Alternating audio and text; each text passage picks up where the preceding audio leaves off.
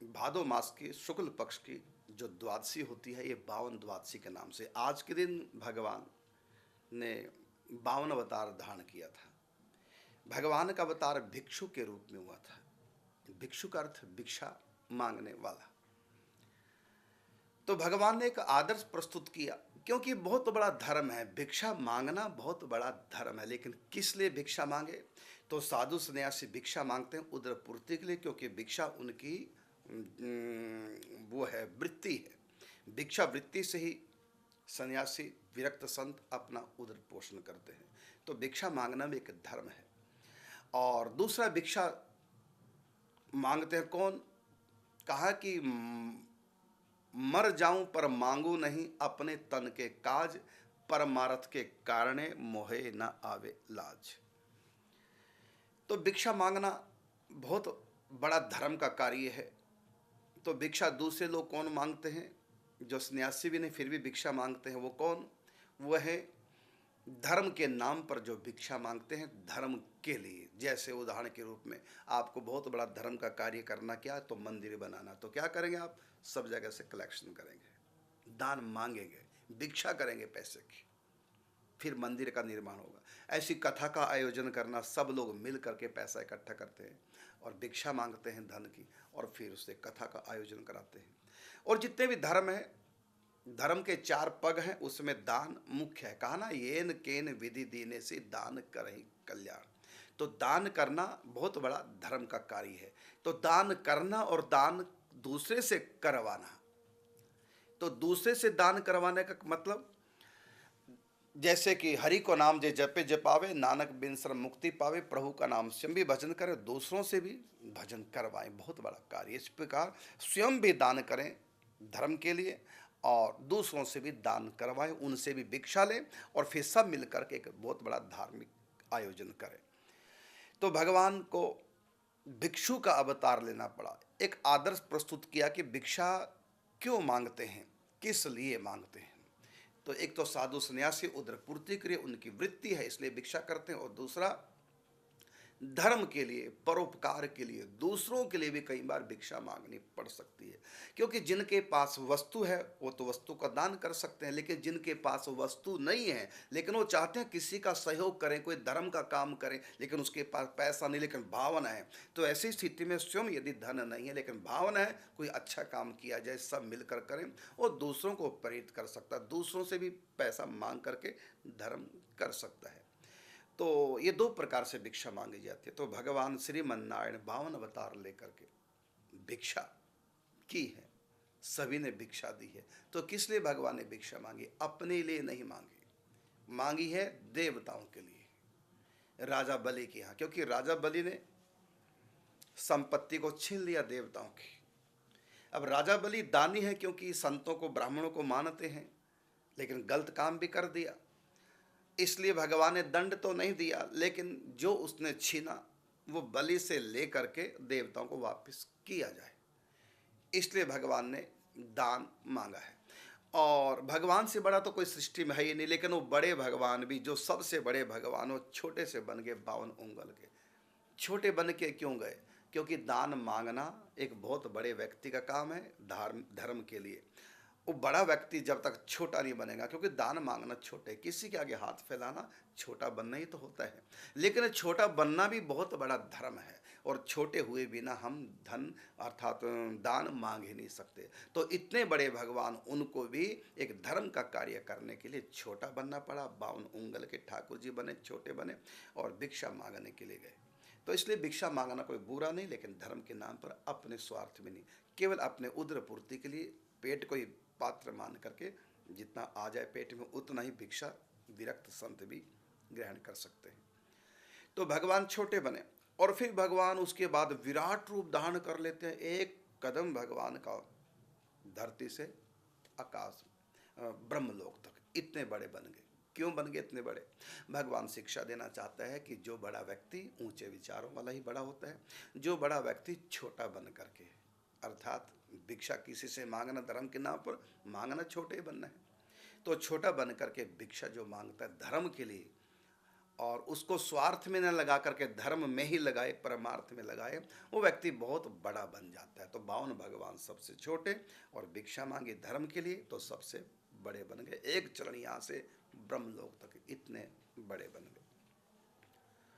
फिर यहाँ एक बात और भी है कि भगवान ने आदर्श प्रस्तुत किया कि कैसे भिक्षु को कैसे होना चाहिए, लेकिन यहाँ तो भगवान ने छल किया है बलि के साथ। इसका उत्तर ये है, लिखा भी है कि छल कर, बल कर, बुद्धि कर, महाकृपण को दान, संतन के मुख बोइए यही सयानो का। तो छल बल से किसी भी प्रकार से, जैसे पिता छल से, बल से, डांट फटकार के कई बार थप्पड़ भी मार देता बच्चे को, तो उसको सही लाइन पे लगाता है। बुरे कर्म से छुड़ा करके अच्छे कर्म में बाप लगाता है, डांट के, फटकार के, छल से, बल से, यहाँ तक कि पुलिस में रिपोर्ट लिखवा कर उसको पुलिस के डंडे भी पड़वा देता है। किस लिए? कि गलत रास्ता छोड़ के सही रास्ते पे आ जाए। तो सही रास्ते पे लगाने के लिए कई बार छल बल अनेक आश्रय लेना पड़ता है, लेकिन बाप का लक्ष्य बच्चे का कल्याण है। इसी प्रकार छल के साथ भगवान ने, जबकि छल बहुत बुरी चीज है, लेकिन छल का प्रयोग कहाँ किया? एक व्यक्ति ने दूसरे का धन छीन रखा है और वो दान नहीं करता, उसको वापस नहीं कर रहा है, तो एक गलत काम है। तो कैसे? युद्ध से तो कर नहीं सकते, क्योंकि मेरा भक्त है बलि, ये साधु संतों के, ब्राह्मणों की सेवा भी बहुत करता है, इसलिए इसको युद्ध में हरा कर तो नहीं संपत्ति ले सकते। हाँ, छल के द्वारा भिक्षा मांग करके वो ले लेते। तो भगवान ने छल का आश्रय लेकर के उसको सही रास्ता दिखाया, अर्थात जिनकी संपत्ति छीनी उनकी वापस कर दो। तो हम छल बल किसी भी तरह से, कहा ना कि जैसे नीति है चार, राजनीति चार नीति है, और साम दाम दंड और भेद। साम का मतलब समझा करके सही लाइन पे लाना, दाम लोभ दे करके, साम दाम, दंड दंड दे करके, और भेद, भेद नीति से कूटनीति है भेद नीति। तो चार नीतियां होती हैं राजनीति है, तो कैसे भी लाइन पे लगाना। इसी प्रकार कई प्रश्न भी आया था कि मैंने पत्ती से चोरी से और विग्रह सेवा में दान किया मैंने, और इसमें कोई दोष तो नहीं है पत्ती से चोरी से। अरे अच्छा काम करो चाहे सारी दुनिया से चोरी करो, सूत्र एक ही है, नेकी और पूछ पूछ, कहा भी है ना, नेकी और पूछ पूछ। अच्छा काम कर रहे हैं आप, इसमें दान करना, और ये आपका जन्म सिद्ध अधिकार है। कोई रोके तब भी आपको दान करना, तब भी आपको भला करना, तब भी आपको परोपकार करना।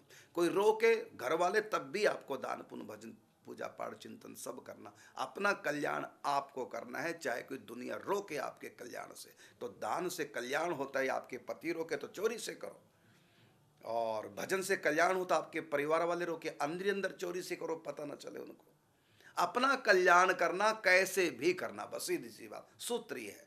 प्रहलाद को रोका गया, लेकिन क्या प्रहलाद मान गया? नहीं माना। यहां तक कि बलि को रोका उसके गुरु जी ने दान करने से, और राजा बलि ने गुरु की बात नहीं मानी। जो मेरे भाई गुरु तो बनाया जाता है कि मेरे कल्याण में सहयोग करे, वो तो बाधा पहुंचा रहे हैं गुरु जी, वो तो दान से मना कर रहे हैं, इसलिए छोड़ दिया गुरु को। तो जो परमात्मा की तरफ बढ़ने से रोके उसकी बात नहीं माननी चाहिए, बाकी सब बातें मानो। प्रहलाद ने पिता की हर बात मानी, में एक को छोड़कर। कल्याण में यदि पिता बाधा पहुंचाएगा, मैं ये बात पिता की नहीं मानू।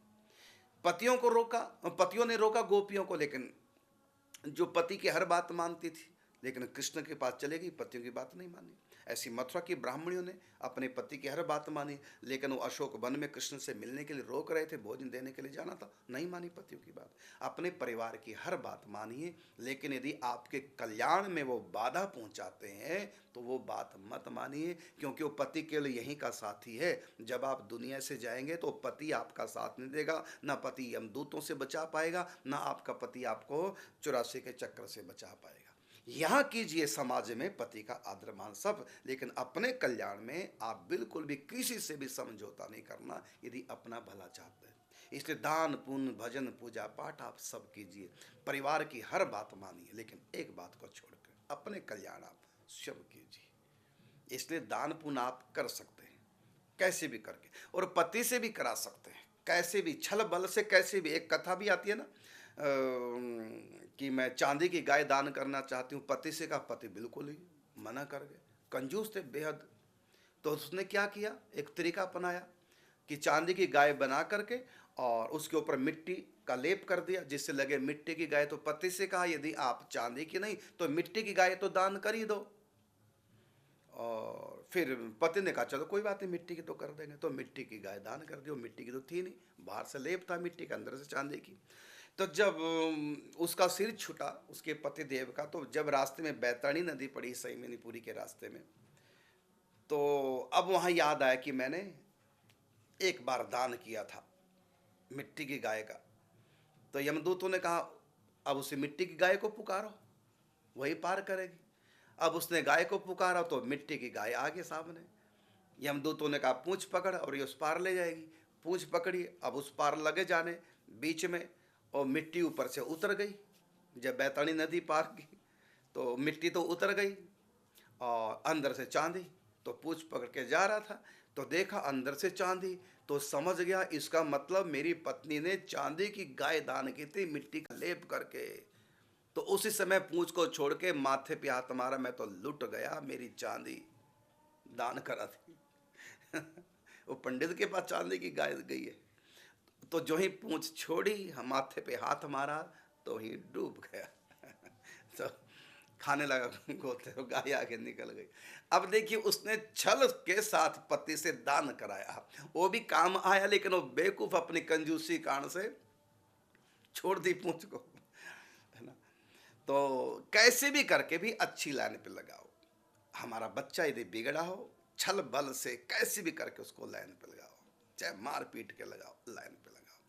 तो अच्छा काम करो और अच्छा काम कराओ, चाहे कैसे भी कराओ, छल से बल से कैसे भी करके करो। तो इसलिए ऐसा कोई दोष नहीं। हाँ, तो भगवान ने छल किया राजा बलि से, छल पूर्वक दान लिए है, उससे राजा का भी कल्याण हुआ और देवताओं को भी भला हुआ, उनकी चीज उनको मिल गई। तो कंजूस से भी दान लो, कैसे भी करके दान लो। उसकी यदि वो अभिमान है, उसकी प्रशंसा करके उसके दान खींचो, उससे अच्छे काम कराओ, परोपकार कराओ, कोई बुरा नहीं। तो राजा बलि ने आज के दिन 52 द्वादशी है, तो भगवान का अवतार हुआ था, 52 अवतार कैसे, दान लेने के लिए भिक्षु के रूप।